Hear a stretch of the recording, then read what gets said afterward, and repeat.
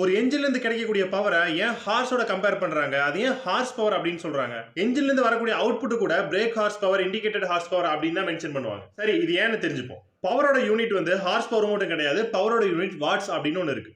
Watts அப்படின்னா James what. சரி, இந்த ஜேம்ஸ் வாட் யாரு அப்படின்னு பாத்தீங்கன்னா இவர் தான் ஸ்டீம் என்ஜினை கண்டுபிடிச்சவர். இவருக்கும் ஹார்ஸ் பவருக்கு என்ன சம்பந்தம் அப்படின்னு பாத்தீங்கன்னா இந்த ஸ்டீம் என்ஜினை ஹார்ஸ் பவரோட சேர்த்து மார்க்கெட்டிங் பண்ணதே இவர் தான். 18ஆம் நூற்றாண்டுல இவர் கண்டுபிடிச்ச அந்த ஸ்டீம் என்ஜினை எதை தூக்கிட்டு ரீப்ளேஸ் பண்ண வேண்டியதா இருந்துச்சு அப்படின்னு பாத்தீங்கன்னா குதிரைகளை தூக்கிட்டு ரீப்ளேஸ் பண்ண வேண்டியதா இருந்துச்சு. நம்ம இருக்கிற இடத்துல மோஸ்ட் ஆஃப் த வேலைகளை ஒரு காளை மாடு செஞ்சுட்டு இருக்கோம். அதே மாதிரி ஜேம்ஸ் வாட் இருந்த இடத்துல மோஸ்ட் ஆஃப் த வேலைகளை செஞ்சுக்கிட்டு இருந்தது. ஸோ எளிமையா மக்களுக்கு புரிய வைக்க இது இத்தனை வாட்ஸ்ல இயங்குற ஒரு இன்ஜின் அப்படின்னு சொல்றதை விட இது இத்தனை குதிரைக்கு ஈக்குவலான ஒரு இன்ஜின் அப்படின்னு சொல்றது பெட்டரா இருந்துச்சு.